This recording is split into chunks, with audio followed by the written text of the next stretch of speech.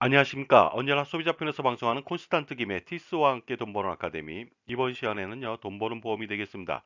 보험, 과연 누가 들어야 할까요? 여기에 대해서 알아보도록 하겠습니다. 모든 보험을 해지하라고 언제나 말하는 저는요, 닥터 해지라고 별명이 붙었는데, 사실은 닥터 해지가 되겠습니다. 이제부터 닥터 해지의 조언을 들어보시기 바랍니다. 보험이라고 하는 것은 엄청난 상품이 아닐 수가 없습니다. 그래서 많은 사람들은 21세기 최고의 발명품이라고 합니다. 따라서 보험에 가입한다면 보험의 기능하고 역할을 수혜받을 수가 있는데 정말로 대단합니다. 자, 보험의 기능과 역할에 대해서 사례를 통해서 알아보도록 하겠습니다. 신혼부부가 있습니다. 어린 아이가 한 명 있고요. 사랑하는 신혼부부가 열심히 살고 있었는데요. 아내는 전업주부가 되겠습니다. 그런데 갑자기 직장 다니던 남편이 암에 걸렸습니다. 그렇다면 어떤 일이 벌어질까요? 사후에. 결국 남편은 직장을 그만두고 치료에 전념할 수밖에 없고요. 아내는 간병에 전념할 수밖에 없습니다. 그러나 치료비 부담이 가중되고요. 그 다음에 돈을 벌지 못하다 보니까 생활비 부담이 가중됩니다. 그래서 어쩔 수 없이 전세보증금을 줄여서 이사 가고 차액으로 치료비와 생활비를 충당할 수밖에 없습니다. 그러다가 다시 또 전세에서 월세로 이사 가고 차액으로 사용할 수밖에 없겠죠. 그러나 이렇게 힘든 생활을 하고도 남편이 투병 생활 3년 만에 사망을 하게 됩니다. 그렇다면 남겨진 아내하고 갓난아기의 운명은 어떻게 될까요?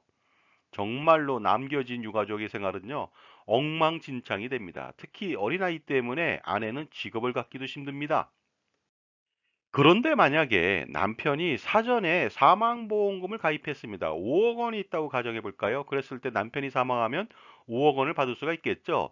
이랬을 때 평생 유가족 생활비로는 충분하지 않더라도 아내가 자립할 수 있는 시간을 벌어줄 수는 있을 것 같습니다. 그런데 신혼부부가 사망보험금 5억 원을 받기 위해서는 어떤 상품을 가입해야 될까요? 당연히 종신보험으로는 가입할 수가 없습니다. 왜냐하면 너무 비싸기 때문에 그렇습니다.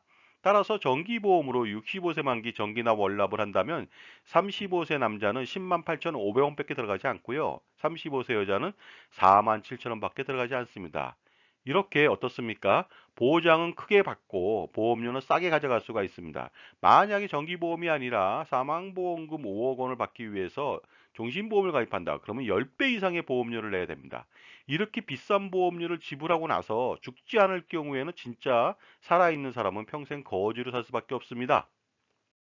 또 하나의 사례를 알아보도록 하겠습니다. 이번에는요, 남편의 교통사고, 사망 또는 장애 1급으로 평생 수발이 필요한 상태를 사례로 들어보도록 하겠습니다. 만약에 사망을 한다. 그러면 유가족의 생활 안정은 불가능하겠죠. 그런데 더 놀라운 것은요, 사망보다 더 위험한 게 있습니다. 그것은 장애 발생 시입니다. 사망보다 더 큰 리스크가 발생이 됩니다. 왜냐하면 평생 간병을 해야 되기 때문에 그렇습니다. 그런데 만약에 이런 사례에서도 정기보험을 10억 원 가입했다. 이랬을 때는 어떻게 될까요? 35세 남자는요, 65세 만기 정기납 월납하면요, 10억 원을 보장받기 위해서 겨우 21만 7천 원만 납부하면 됩니다. 여자는 9만 4천 원에 불과하죠. 그리고 재해사망 특약을 추가하는 경우, 교통사고로 재해사망을 했을 때 추가로 사망보험금을 받는 것인데요. 거기에서 2, 3억 정도를 추가로 더 받을 수가 있습니다. 그러면 토탈 13억 원을 받을 수가 있겠죠. 적은 보험료로. 그랬을 때 13억 원 가지고서 유가족 생활하고 그다음에 간병은 충분할 것으로 보입니다. 따라서 사망보장은 아주 저렴한 정기보험으로 가입하시고요. 절대로 비싼 종신보험으로 사망보장을 받아서는 절대로 안 되겠습니다. 왜냐하면 종신보험은 소비자보다는 보험사나 설계사를 위한 상품이기 때문에 그렇습니다. 그러니 다른 보험은 다 필요 없고요. 당장 정기보험만 아주 싸게 가입하시기 바랍니다. 그리고요, 재반보험이 있다면 무조건 해지하시기 바랍니다. 특히 종신보험을 가입했다. 반드시 해지하시고요. 연금저축, 기타 보장 상품도 마찬가지가 되겠습니다. 가장 필수적인 사망보장만 정기보험으로 싸게 이전시키면 되겠습니다. 그런데 정기보험은 누가 가입하면 좋겠습니까? 옛날에는요, 보험 가입자는 경제활동자, 수입이 있는 사람만 가입을 시켰는데, 이제는 절대로 그렇지 않습니다. 부부 모두가 가입해야 됩니다. 왜냐고요? 당연히 맞벌이가 아닌 전업주부라 하더라도요, 그 전업주부의 경제적 가치는 굉장히 높습니다. 만약에 전업주부인 사람이 사망하게 된다면요, 가정에 있어서 생활이라든가 양육이라든가 이런 비용이 엄청나게 들어가거든요. 따라서 부부 모두가 가입을 해야 됩니다. 자, 지금까지 제 정보가 만족스러우셨다면요, 구독과 좋아요 부탁드리겠습니다. 그리고 특히 회원 가입을 통해서 보다 다양한 혜택을 받아보시기 바랍니다. 감사합니다. 계속하겠습니다. 그런데 궁금한 게 있습니다. 보험 가입이라고 하는 것은 과연 누가 하면 좋을까요? 부자가 하면 좋을까요? 아니면 가난한 사람이 하면 좋을까요? 오히려 부자 같은 경우 보험 가입을 많이 하는데 과연 그것이 필요할까요? 그런데 부자라면 보험 가입이 필요 없습니다. 왜냐하면요, 보험을 통해서 보장받는 그 금액이 크긴 하지만 그 정도 돈은 충분히 있기 때문에 그렇습니다. 따라서 부자라면요, 상속세 제한 마련이나 이런 것이 아니라면 굳이 보험을 들 필요는 없다고 볼 수가 있습니다. 물론 상속세 마련도 저렴한 정기보험으로 가입이 가능합니다. 그런데 가끔 가다가 자산가인데 엄청난 보험을 가입한 경우가 많이 있습니다. 그런 경우는요, 잘못된 자산관리사나 잘못된 보험 인식에서 기인된 경우가 많으니까 반드시 올바른 컨설팅 이후에 정상으로 돌아오도록 하는 것이 가장 중요한데, 그것은 무엇이냐? 대부분의 보험을 해지하라는 것이 되겠습니다. 자, 그렇다면 가난한 사람은 보험을 가입해야 될까요? 반드시 가입해야 됩니다. 왜냐면요, 저축을 통해서는 유사시 사망을 하는 경우에 유가족 생활비를 조달할 수가 없습니다. 절대로 없죠. 그러다 보니까 반드시 보험을 통해서 사망 보장을 받아야 되겠는데요. 이때도 마찬가지로 비싼 종신보험으로 가입하면 안 됩니다. 죽음을 대비하기 위해서 삶을 포기하는 행위와 다름이 없습니다. 종신보험을 가입한다는 것은. 그러다 보니까 어떻습니까? 죽음도 대비하지만 삶도 대비해야 되겠죠. 그래서 저렴한 정기보험이 중요합니다. 자, 이 영화 포스터를 보시기 바랍니다. 이것은요, 죽어야 사는 여자라고 하는 아주 유명한 영화가 되겠습니다. 자, 이것과 비슷하게요, 만약에 비싼 정신보험을 가입했다. 그러면요, 비싼 정신보험료를 지불하면서 생활하기 때문에요, 만약에 죽지 않는다면 생활이 궁핍해집니다. 왜냐하면 비싼 정신보험을 가입했기 때문에 여력이 없습니다. 그래서 저축과 투자는 불가능하거든요. 그러면 어떻습니까? 죽지 않으면 정말로 어려워진 상황을 봉착할 수밖에 없습니다. 따라서 비싼 종신보험을 가입했다는 소리는요, 죽어야 사는 가족이 된다는 뜻이 되겠습니다. 그리고 또 사망보장 외에 무리한 보험을 가입하는 경우가 많이 있습니다. 사실은 사망보장 외에는 필요 없거든요. 그런데 무리하게 엄청나게 많은 보험을 가입했다. 결국 어떤 결과를 빚게 될까요? 당연히 한 가정의 재무 설계와 자산 관리를 망치게 만들 수도 있습니다. 자, 무분별한 보험 가입이 초래하는 결과는 무엇일까요? 그것은 사람들이 모두 부자가 될 수 있는 기회를 지워버릴 수도 있다는 것이죠. 따라서 사망보장이라고 하는 것은 싼 정기보험으로 가입하시고요. 장애보장은 사실은 보험을 통해서 가입하지 않고 국민연금에서 저절로 가입시켜 줍니다. 그리고 기타 보장은요, 보험 상품을 통해서 가입하는 것이 아니라 보장자산은 지속적인 투자를 통해서 현금으로 확보하시기 바랍니다. 이것이 가장 중요한 자산관리 원칙이 되겠습니다.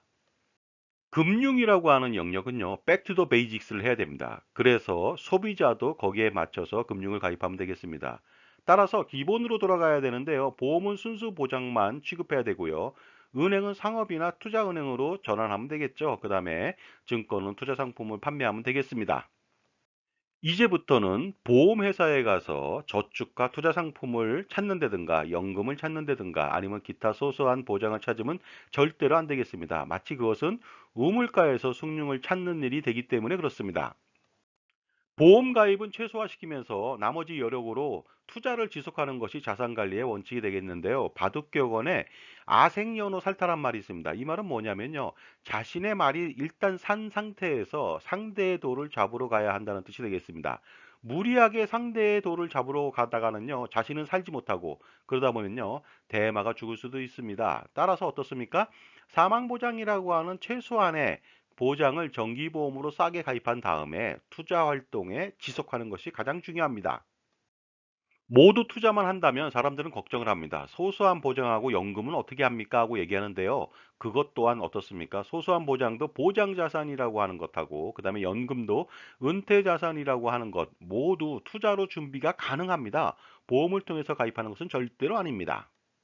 그리고 저축과 투자를요, 보험을 통해서 하시는 분도 계신데 절대로 안 될 말이 되겠습니다. 보험은 원래 저축과 투자 효과가 미미합니다. 그러니 절대로 그것을 통해서 투자를 하시면 안 되겠습니다. 간혹 가다가는요, 종신보험이 또 저축 효과가 있다고 얘기합니다. 왜냐하면 나중에 복리 효과나 비과세 효과가 있다고 얘기들 하는데 이것은 더 절대로 안 되는 말이죠.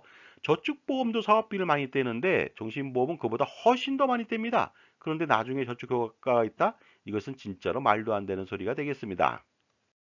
만약에 진정한 자산관리사라고 한다면요. 보험을 팔기 위해서 보장 자산을 외치지 마십시오. 그 다음에 연금을 팔기 위해서 연금 상품을 외치지 마십시오. 그리고 사망보장을 팔기 위해서 비싼 정신보험을 외치지 마십시오. 또한 실질적인 투자 수익은 없고 수수료만 떼어가는 투자 상품을 외치지 마십시오. 그리고 금융기관의 이익을 위해서 뛰지 말고 소비자를 위해서 최선을 다할 필요가 있습니다. 또한 소비자 측면에서는요, 자신에 맞는 최적의 종합자산관리사를 잘 선택해야 되겠습니다. 종합자산관리사의 덕목이라고 한다면요, 풍부한 전문 지식과 다양한 경험, 자신만의 솔루션, 그 다음에 공정하고 객관성을 견지한 종합자산관리사가 필요하겠죠. 그러기 위해서는 반드시 IFA를 만나보시기 바랍니다. 여기서 IFA라고 하는 것은요, Independent Financial Advisor가 되겠습니다. 따라서 독립된 종합자산관리사입니다. 이 사람은요, 금융회사를 위해서 일하지 않고 오직 소비자만을 위해서 일하는 독립된 사람이기 때문에 반드시 여러분 편이 될 수가 있습니다. 종합자산관리사의 최고의 덕목은요, 항상 소비자 편이라는 것이 되겠습니다. 따라서 IFA 중에서 특히 또 국제공인재무설계사인 CFP를 만나보시기 바랍니다. 자, 지금까지요. 보험은 누가 들어야 되고 가장 효율적으로 보험을 가입하는 방법하고 투자 활동을 지속하는 방법, 그 다음에 성공적인 자산 관리를 위한 방법에 대해서 말씀 나눴습니다. 감사합니다.